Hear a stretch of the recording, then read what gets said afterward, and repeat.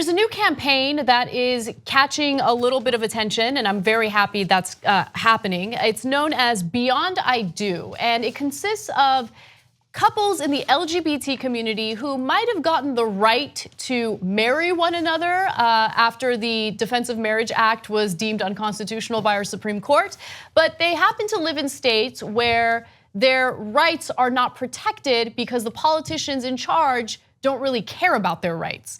And so these stories are emerging, and one really caught my eye. It was the story of Jami and Krista Contreras. They live in Michigan, and apparently when they had their daughter, and when she was only 6 days old, they went to the doctor's office and they had spent a considerable amount of time picking the person they wanted to take their daughter to. They were very picky, and finally they found the right person. But once they arrived to the doctor's office, they experienced discrimination that should not be legal, but unfortunately in this case it was. So the doctor that they had carefully chosen knew they were lesbians, and after the first prenatal visit, they were under the impression that everything was fine. But the first thing that Dr. Karam said was, "I'll be your doctor. I'll be seeing you today because Dr. Roi decided this morning that she prayed on it and she won't be able to care for Bay," that's the daughter. Dr. Karam told us she didn't even come to the office that morning because she didn't want to see us. They took their 6-day-old daughter to the doctor's office for a checkup, and they were turned away by the doctor that they had chosen because she had prayed on it and decided she didn't want to give care to a 6-day-old child, who, by the way, I don't think has a sexual identity yet. Just putting that out there. Yeah, well, because the moral position is to not treat babies. And if you pray on it, and your God tells you, hey, don't show any care to that 6-day-old baby, it's possible that you're praying to a vicious God. Now, that God also said a lot of other things. I mean, I'm gonna say it every time. I know the shellfish and the abortion. No, but I need you to understand, for all of you evangelical Christians out there who still believe it, for all of you fundamentalist Muslims and whoever else, right? Read your goddamn books. Jake, I'm sorry to interrupt you. They don't care. They don't care. Look at who they voted for. Overwhelmingly voted for someone who was accused by multiple women of sexual misconduct, who has children from 3 different women, who has said the most heinous things about women, who was on tape talking about grabbing women by the pussy. They don't care. They don't actually care about what their Bible says.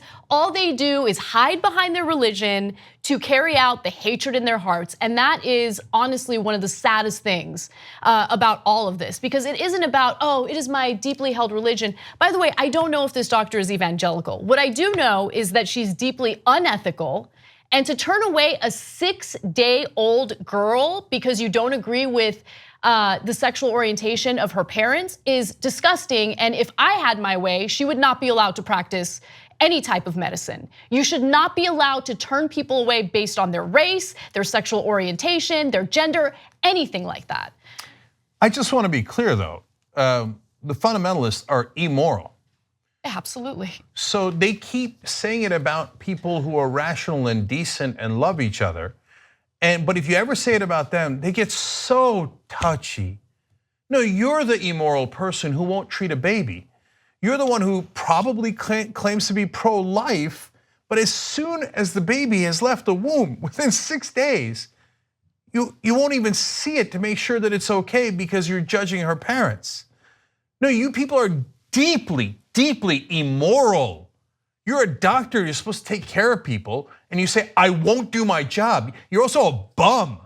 If you're not gonna do your job, let somebody else do it and just retire or go be a plumber, where you say, oh man, I'm not gonna do the plumbing for lesbians, okay? Well, at least no one's hurt. You're an idiot and you'll cost yourself business. But what if the baby couldn't get another doctor and had something wrong with it, and it's 6 days old and it's fragile? But you pray to your vicious God who tells you to hate shrimp, which you don't pay attention to, hate divorced people, which you don't pay attention to because it's inconvenient because a lot of you and your friends got divorced. It tells you not to masturbate, but you did that all day long. It tells you not to do birth control, but you did that too. So he's like, you like to search. Oh, I found someone to hate. I'm gonna hate the gay people. So don't pretend you're moral. because you're deeply, pathetically, grossly immoral. So I do want to make one other point that should be on everyone's radar, because these debates about religious liberty versus civil rights keeps coming up time and time again, especially when it comes to businesses that deny service to people that they disagree with. So if you notice, the statement from the doctor who did see the little girl mentioned that the doctor who rejected the parents had prayed on it, right? And then months later, the doctor who rejected the little girl and refused to see her released a statement and a non-apology to the parents and said the following: "After much prayer following your prenatal, I felt that I would not be able to develop the personal patient-doctor relationship that I normally do with my patients." Okay. They keep mentioning prayer because, again, that debate about religious liberty keeps coming up. And so they know that there are certain members of Congress that will, stop at nothing to protect their so-called religious liberty or their ability to discriminate against people, as long as they state that it's for religious purposes.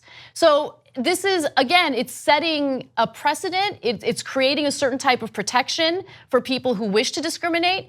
And it might be all fun and games to some people when it comes to wedding cakes or flower arrangements, but it becomes incredibly serious when it comes to medical care, especially if you happen to be a lesbian couple or a gay couple living in a red state. You just watched the video by the Young Turks, the home of the revolution. If you'd like to get the full show, come join us and become a member. tytnetwork.com/join.